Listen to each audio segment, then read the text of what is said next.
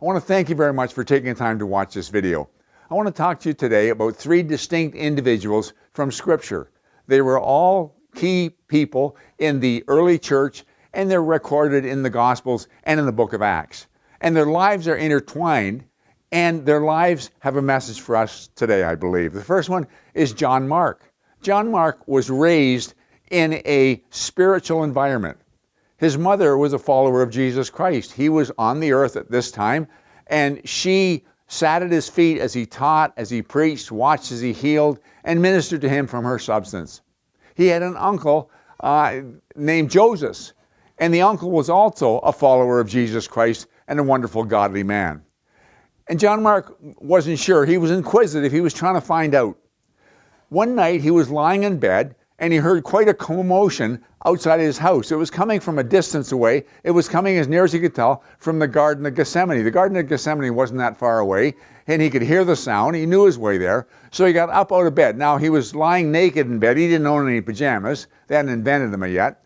He wrapped the bed sheet around him, and he headed out through the alleys and back ways and streets behind houses and so on until he got to the Garden of Gethsemane. When he got there, he found a huge mob there. The mob was made up of religious leaders and soldiers and people carrying torches and staves and all kinds of things. The disciples had fled, and they had Jesus bound, and they were about to lead him away. And as Mark is watching these things, all of a sudden somebody grabbed him.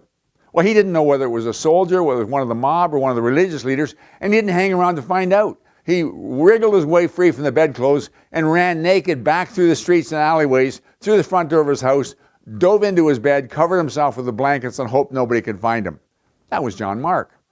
Sometime later, John Mark was on a missionary journey with his uncle Barnabas and Paul. And John Mark thought it was a great opportunity. It would be an adventure. But he got a part way along, and he found it wasn't really what he'd bargained for. They were hated, they were mobbed in some cases, they were threatened to be thrown in jail and are liable to be stoned, and John Mark decided, this isn't for me. So he said to Paul, he said to Barnabas, I am sorry, but I'm heading back. And off he went to Jerusalem. Once he fled from the garden, once he fled from a missionary trip. That was John Mark. Let's talk about Saul for a minute. Saul, who became Paul. Saul was a very hard-charging, driven individual.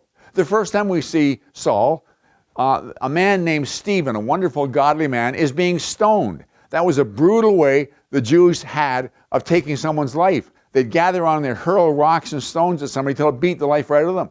Well, Saul was gathering rocks for them to throw and told them to take off their coats so they could throw the stones better, and he was guarding their coats. And he was gleefully watching as Stephen was put to death. That was Paul, or Saul.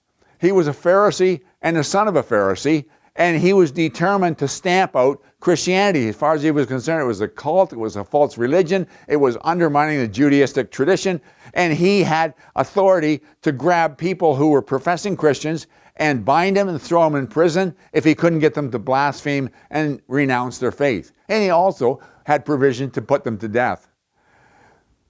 On one occasion, he had letters from the high priest, and he was on his way to Damascus to grab Christians that were there and bring them back to Jerusalem for punishment. On the way, he had a divine encounter, and he was converted and became a follower of Jesus Christ. He got to Damascus, and very quickly he was in the synagogue preaching the faith he once denounced.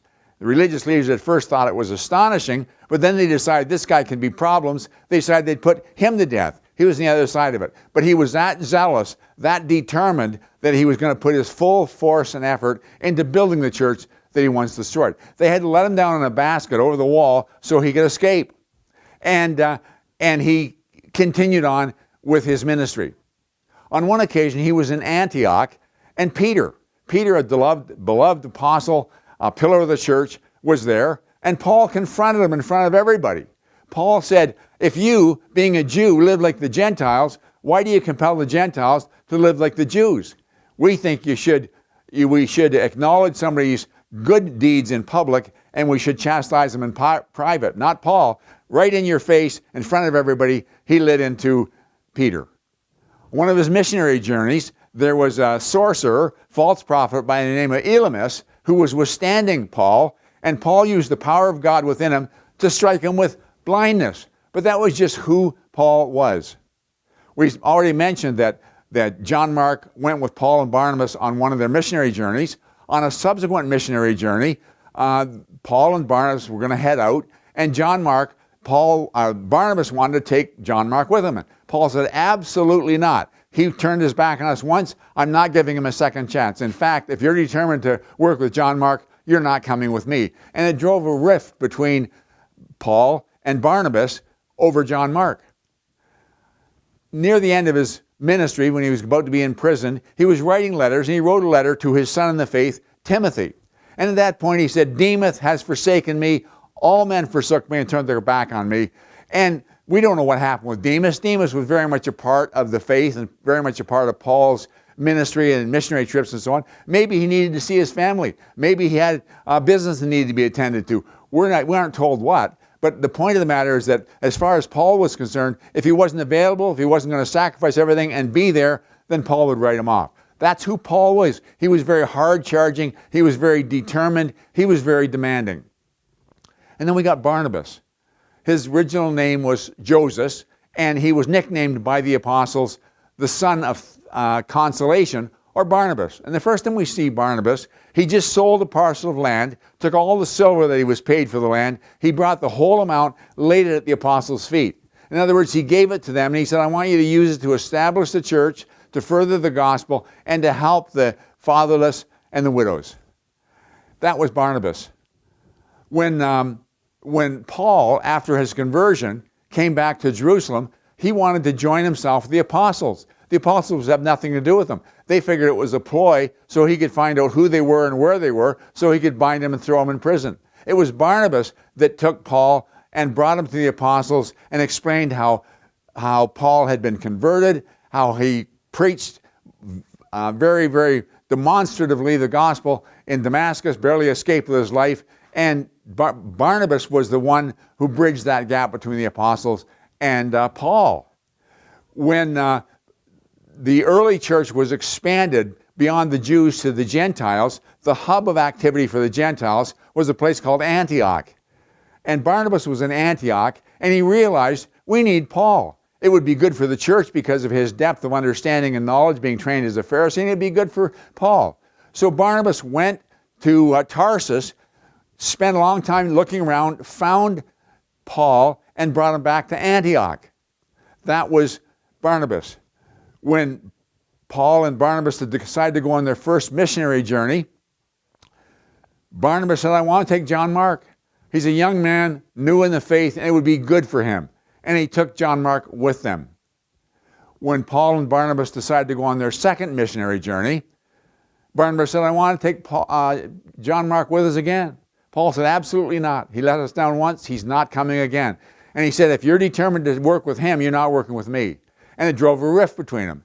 And Barnabas had to decide, was he going to support his friend Paul, who he loved, or was he going to stand behind John Mark, who needed the support, the encouragement, and the help in his young life? And he elected to side with John Mark and went with him on their own missionary journey. That's who Barnabas was. He was a son of consolation. He cared. You know, we can't all be Pauls. We can't all be driven. We need Pauls. We need Pauls in our churches. We need them in our businesses. We need them in our communities. He's the hard-charging guy that gets things done. Take no prisoners, going to make it happen. We can't all be Pauls, but we can all be Barnabases. We all have people in our life that need our support. You know, there used to be a television ministry called the PTL Club. And it was kind of like a Christian variety show. And the guy who headed it up was a guy by the name of Jim Bakker. He developed a Christian theme park and holiday resort area, a little bit like a Christian Disney World. And he sold kind of like timeshares. People the opportunity to go there and camp and spend a week or two of their holidays there. But he didn't tie it in with a particular date, and he oversold. He figured, well, they'll come when they come, and if they can't book a time, they'll have to book another time. And the government felt that he was overselling, and that was fraud. So they tried him, convicted him, and sent him to prison. As a result of this, he lost his ministry, he lost his marriage, he lost his friends, he lost the confidence of the Christian community. After he was released from prison, Billy Graham, great world evangelist, took him under his wing. invited him to church. And you'd see Billy Graham and his wife Ruth and Jimmy Baker sitting at the front row of the church where it was very visible, and Billy Graham wanted to make a statement. I'm standing behind this guy. I'm supporting him where thousands wouldn't. Johnny Cash, great country and western singer, was brought up in a Christian environment. But with the fame and the pressures that came with fame, he got involved in drugs and alcohol, totally bound by drugs and alcohol, ended up having to go to rehabilitation to try and be dried out, and a lot of people lost faith in him, a lot of his followers and a lot of the Christian community. Billy Graham took him under his wing. I have a great picture of Billy Graham and Johnny Cash standing side by side in the front row of a church, singing to their heart's content the anthems of the church. But that was Billy Graham. He would reach out and care and help and support where thousands wouldn't. And we need Barnabases today. You know, in your life, you've got people who have let the community down, who've let the church down, who've let businesses down, who've probably let you down. A lot of people have turned their back. You can't afford to. They need your support. They need your encouragement. They need your help. It's interesting. Paul, in the same letter that he said, Demas has forsaken me, said, when you come, bring John Mark with me. He's very profitable to the gospel. This is the same Paul who wouldn't have anything to do with him, wrote him off. And now at the end of his ministry, he's saying a lot of other people have forsaken me, but not John Mark. I need him. When God was selecting somebody to write the Gospels, he picked 4 people. One of them was John Mark. I'm not sure that John Mark would have ever been a companion of Paul in the latter stages of his ministry, nor would he have been a scribe writing the Gospel, if Barnabas hadn't taken him under his wing and said, I'll support him, I'll strengthen him, I'll be behind him when thousands wouldn't.